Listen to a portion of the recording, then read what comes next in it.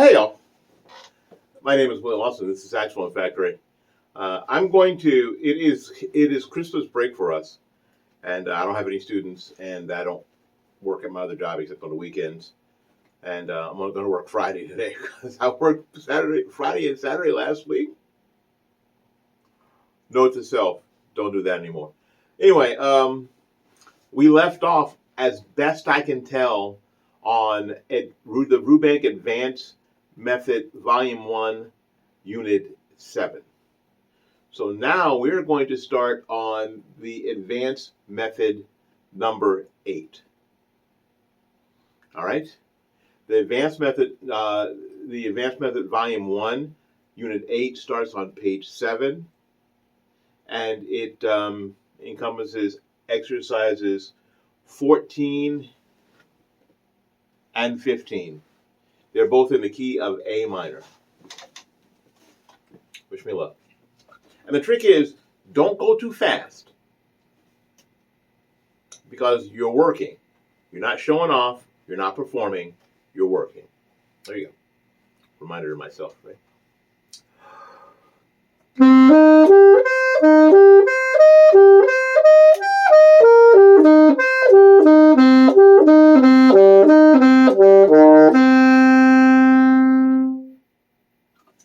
Now, there's a number 1 on the high E, and if you want to, and I think you probably should practice it that way, that's a way to practice the forked high E, and it is your fourth key, your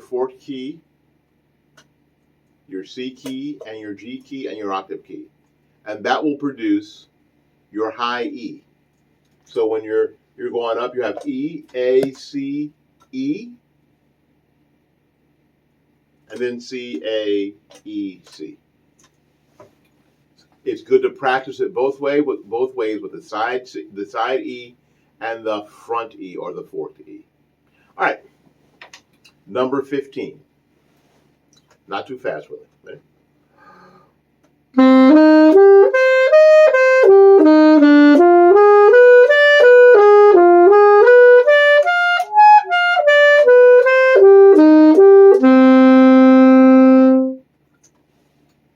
Now, I know your question.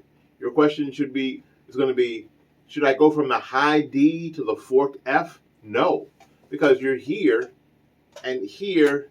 Well, maybe you can, and then it goes from actually here to here. And it's possible, but it doesn't respond very well. Practice it, but I wouldn't use that as my go-to. But that's, of course, up to you.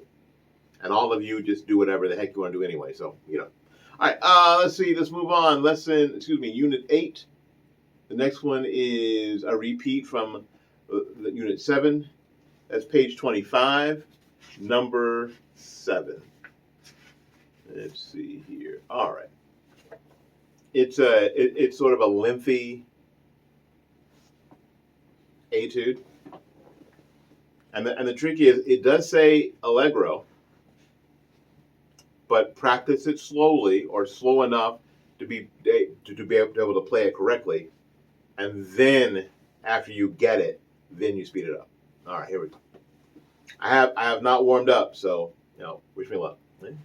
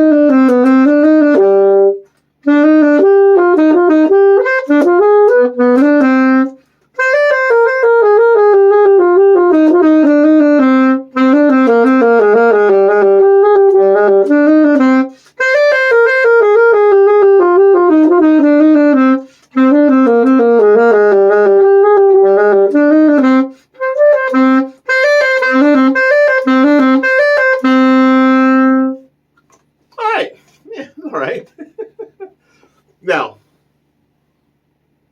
the pull back the fourth wall. When we're working on these things, yes, sometimes you have a little flubble. And if you try to fix that flubble every single time, this would take forever. Now, what I want you to get is that I'm not perfect, and I'm not editing all the stuff out unless I really crash and burn. If I have a flubble or a flibble, or I'm not editing it out. I'm not, because I'm a real person. Yes, I've been playing since I was 12 years old. Some 52 years, yeah. And even on these exercises, I still make a flubble with my fingers every now and again. And you will too. Perfection is a snipe hunt. Don't go for it. All right, do the best you can, though. The next exercise on lesson 8, or unit 8, is page 46.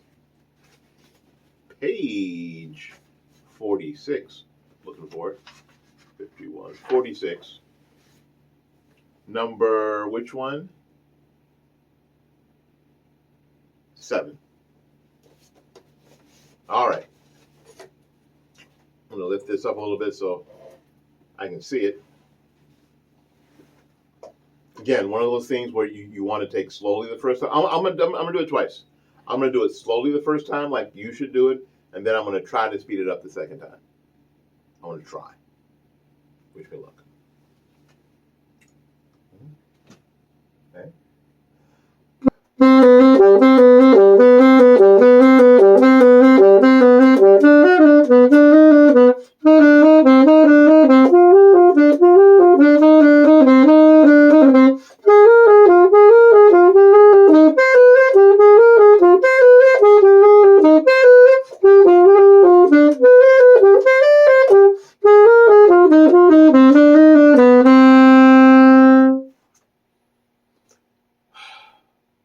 Had a little trouble with my breathing there, but we worked it out.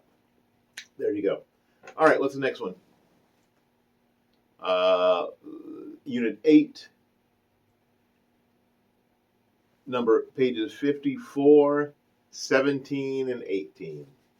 54, 17, and 18.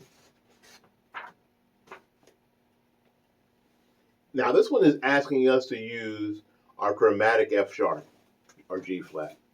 And if you wondered what that key right here is, it's right close to your E flat key. And it opens up this key in the back. Excuse me. This key in the back right here. Oops, sorry. That one right there. You see that? That is what we call your chromatic F sharp or G flat key. Now, the cool thing is that you can trill with that key a lot faster than doing F to F sharp like that. That's a no-no. So what we're going to do is that we're going to use this. Let's see, this is page 54. Let me see, I get my guide here.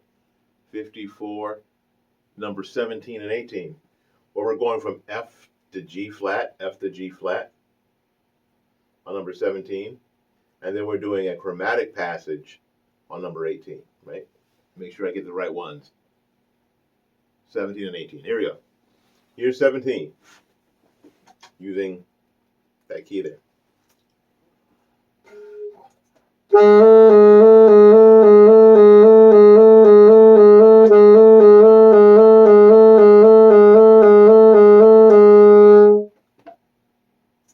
Yeah, but you couldn't see anything, could you?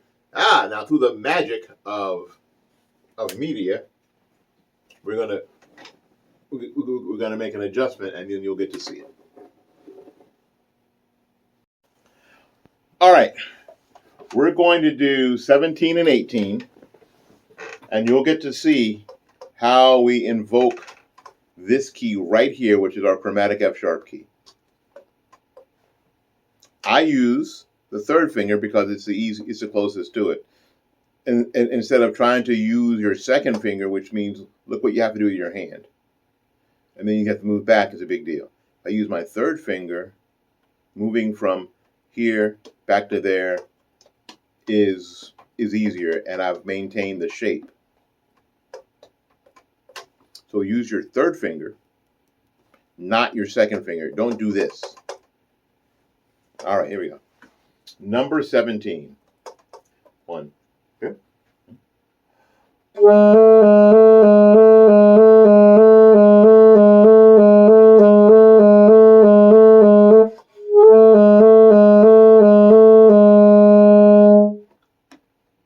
And then I was able just to put them back.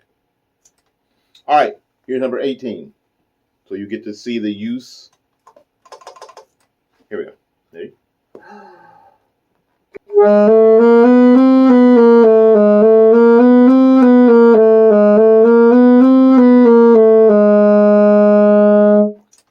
And there you are. All right. Okay, welcome back. Now we're on, let me check my guide here.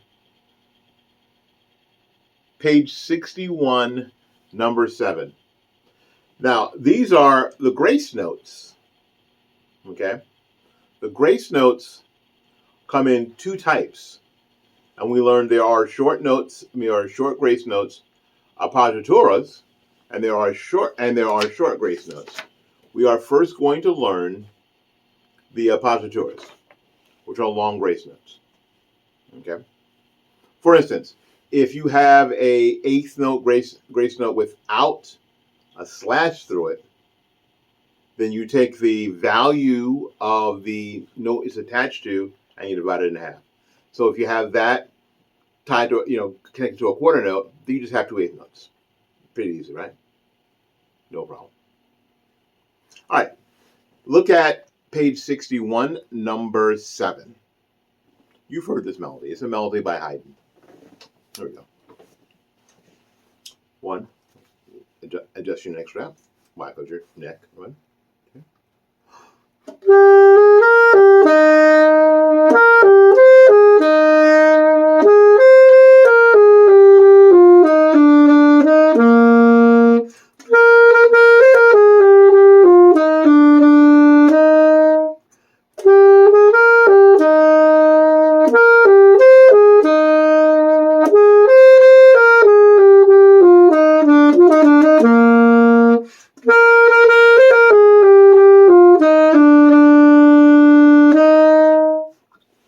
There you go. That is page 61, number 7. Let's see. Let me check my guide here, make sure I'm on track. And now we're repeating page 66, number 2. That is a Johnson Triest by Tchaikovsky. We are going to take the repeats and do the whole thing, and you should too. The more you play, the better it is, right? Hopefully I play it well. Wish me luck. 1, 2, 3.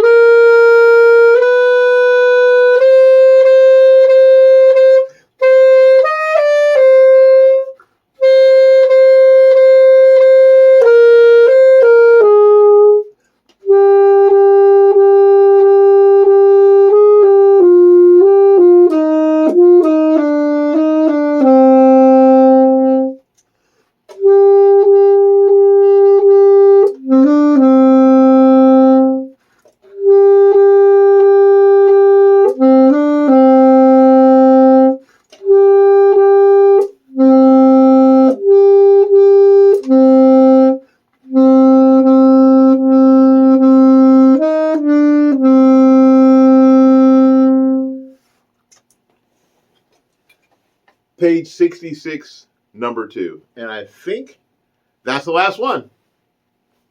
There you go. Again, thank you ever so much for bearing with me.